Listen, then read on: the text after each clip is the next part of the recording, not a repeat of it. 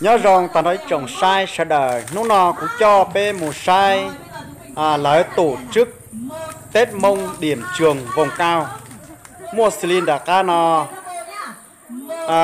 chú lùa tuấn chúa cho bé sẽ đời sai trở lại bé cho cái chạy mong qua thầu u cho lầu cho nó cho uốn này.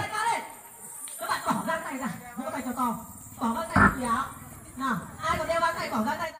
Vâng, đội hình của đội cá bo, đội bó cốt đã chuẩn bị sẵn sàng. Phụ huynh của đội bó cốt đâu ạ? Vào đi ạ. 12 phụ huynh của đội bó cốt nào. Các bạn học sinh chú ý này, chúng mình sẽ cùng đếm với cô miền 1, 2, 3 để thầy Trung thổi còi bắt đầu ra lệnh nhá. Vâng, xin mời hai đội chúng ta vào vị trí. Thôi ạ, ảnh đấy. Vâng ạ, chưa ạ? Các đội chú ý nghe khẩu hiệu ạ. Các đội chú ý nghe khẩu hiệu nhá. Được chưa ạ? Xin hỏi các đội đã sẵn sàng chưa ạ? Vâng, xin hỏi đội và ba sẵn sàng chưa ạ? Rồi ạ, sẵn sàng rồi. Chúng ta cùng đếm 1, 2, 3 để thầy Trung thổi còi nhá. Xong chưa ạ? Chuẩn bị 1, 2, 3,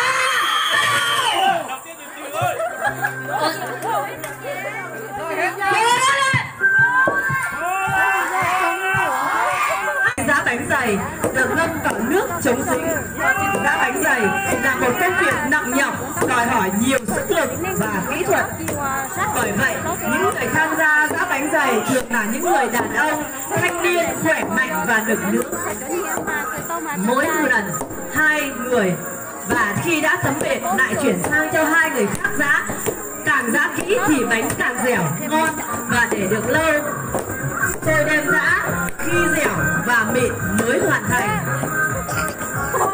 Người Mông làm bánh dày, nhà giàu hay nhà nghèo, làm có cầu kỳ hay không đều thể hiện được ở trên những chiếc bánh.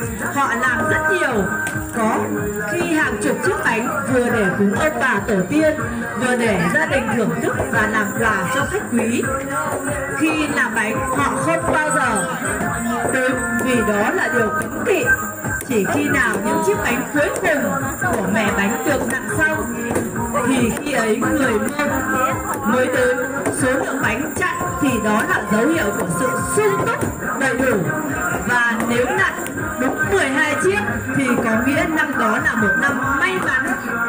Ngày xuân trên vùng cao đón Tết, khi về nếu gặp may bạn sẽ có một cặp bánh dày làm quà, món bánh bình dị dân dã nhưng thấm đậm tình người ở đây. Vâng, các bạn học sinh ở điểm trường Bà Bao đâu? Có tên, các bạn học sinh điểm trường Bà Bao đâu? Chúng mình cần cổ vũ cho đội Bà Bao nào? 2, 3, lên!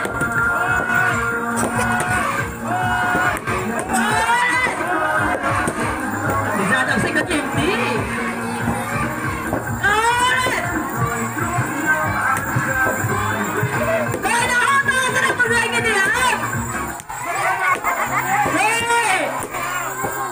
Các thầy giáo và các bậc phụ huynh đã ra được những chiếc bánh bắt đầu.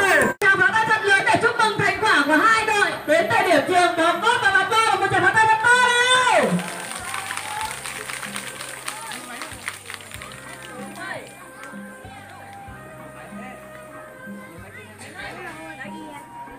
Mới thật to với cô miền là 2, 3. Chúc mừng năm mới. Một lần nữa 2, 3. Chúc mừng năm mới. Rồi, xin cảm ơn tất cả các bạn học sinh, mời các bạn bỏ tay xuống. Kính thưa quý vị đại biểu, thưa các bạn làm chưa? Rồi, chuẩn bị.